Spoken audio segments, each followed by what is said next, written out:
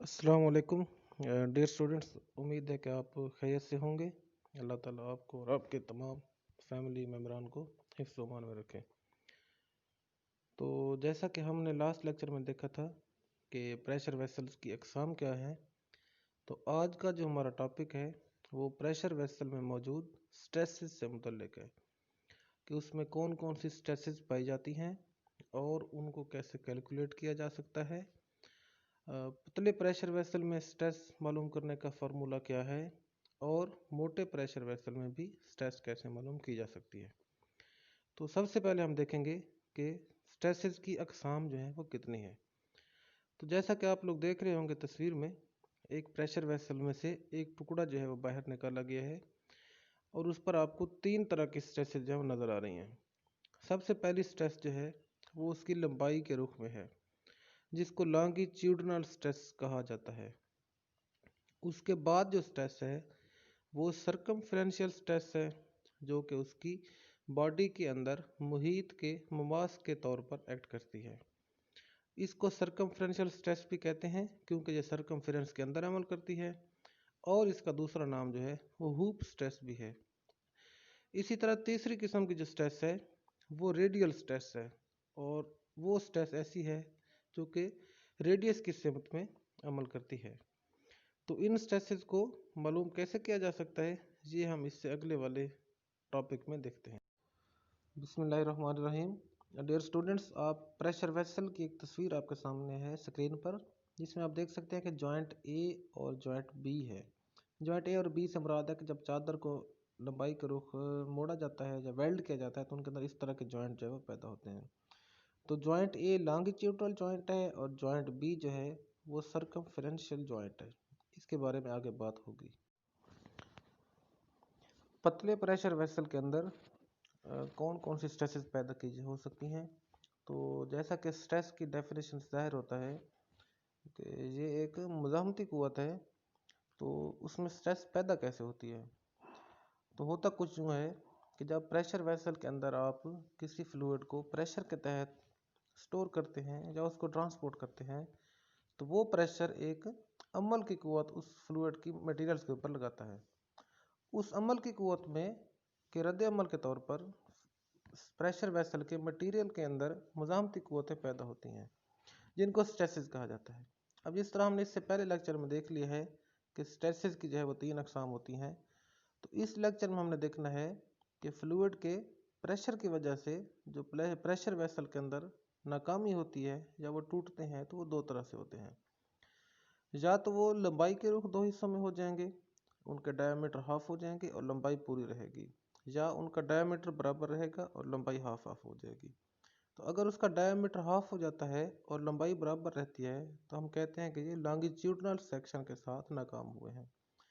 इसी तरह पतले प्रेशर वेसल्स ट्रांसवर्स सेक्शन के साथ भी नाकाम हो सकते हैं। उस सूरत में उनका डायमीटर बरकरार रहता है और उनकी लंबाई जो है वो दो हिस्सों में तकसीम हो सकती है। याद रहे कि ये दोनों जो है वो प्री एजम्पशंस है। इन दोनों तरीक़ों से हम देखेंगे कि अगर पतले प्रेशर वेसल्स फेल होते हैं तो उनके अंदर स्ट्रेस जो है वो किस किस्म की होती है।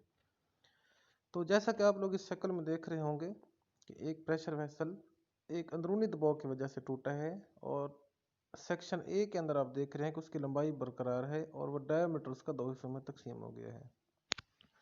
बी डायग्राम में या बी फिगर में उसका फ्रंट व्यू नज़र आ रहा है, जिसमें अंदरूनी तौर पर प्रेशर पी आपको अमल करता हुआ नज़र आ रहा है। उसमें आपको उसकी वॉल की थिकनेस नज़र आ रही है, यानी कि चादर की मोटाई नज़र आ रही है, और उसका अंदरूनी डायमीटर भी नज़र आ रहा है।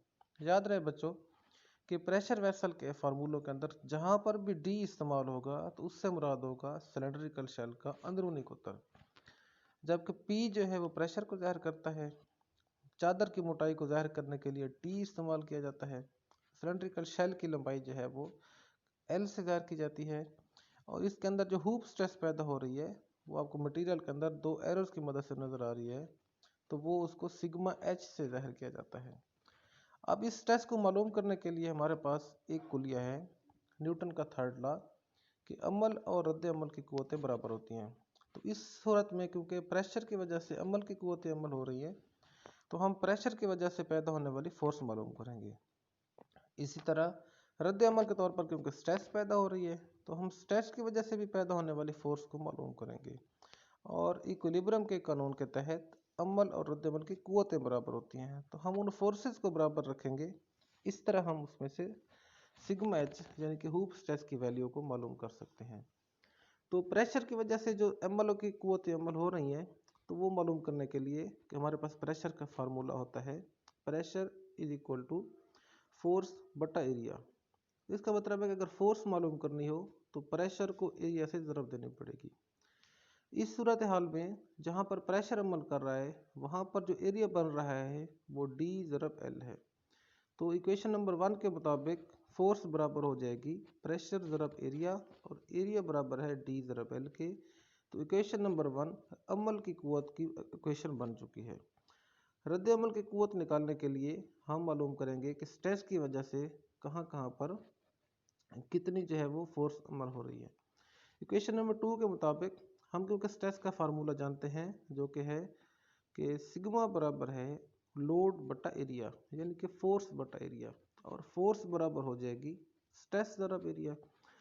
इस सूरत में स्ट्रेस जो है वो कितने एरिया पर अमल कर रही है तो वो है थिकनेस यानी कि चादर की मोटाई ज़रब एल, और इसके दो सेक्शन है क्योंकि ये दोनों साइडों पर अमल हो रही है इसलिए इसको 2 से ज़रब दे दी गई है। तो टोटल एरिया जो है वो 2 ज़रब टी ज़रब एल है, और टोटल जो रद्द अमल की कुव्वत है जो रेजिस्टिंग फोर्स है वो सिग्मा एच ज़रब 2TL, जैसा कि इक्वेशन नंबर 2 से ज़ाहिर हो रहा है। अब इक्वेशन नंबर 1 में हमारे पास अमल की कुव्वत है और इक्वेशन नंबर 2 में हमारे पास रद्द अमल की कुव्वत है। इन दोनों इक्वेशंस को क्योंकि हमने देखा था कि इक्विलिब्रियम के तहत बराबर हैं, अगर हम इनको बराबर करते हैं तो इनमें से हमारे पास एंड पर सिग्मा एच का फार्मूला जो है वो आ जाता है पी डी ओवर 2T, या इसको अगर रीअरेंज किया जाए तो थिकनेस भी मालूम की जा सकती है जो कि P D over 2 sigma H. इससे आगे देखें तो क्योंकि प्रेशर वेसल्स को जोड़ने के लिए हम रिवेटिंग का सहारा लिया जाता है या वेल्डिंग के जरिए जोड़ा जाएगा, तो रिवेटिंग हो या वेल्डिंग हो तो जोड़ की एफिशिएंसी उसमें अहम होती है। अगर मटेरियल जोड़ की एफिशिएंसी 100% है तो उससे मुराद है कि उसकी मजबूती प्लेट की मजबूती के बराबर है, लेकिन हकीकत में उसकी एफिशिएंसी 100% से कम ही होगी जो कि 95% हो सकती है, 90% हो सकती है या उससे कम हो सकती है। तो उस सूरत में हमको थिकनेस का फार्मूला दोबारा देखना पड़ेगा। आमतौर पर हमारे जहन में यही ख्याल आएगा कि थिकनेस मालूम करने के लिए अगर उसकी जोड़ की मजबूती ज़रा कम है तो हमको थिकनेस थोड़ा ज़्यादा ही रखनी पड़ेगी। इसीलिए जो एफिशिएंसी ऑफ द जॉइंट है वो थिकनेस वाले फार्मूले में बट्टे के नीचे आएगा। अगर वो बट्टे के नीचे आएगा तो उससे मुराद है कि वो नॉर्मल थिकनेस से थोड़ी की ज़्यादा वैल्यू आएगी। तो इससे हमने देखा था कि अगर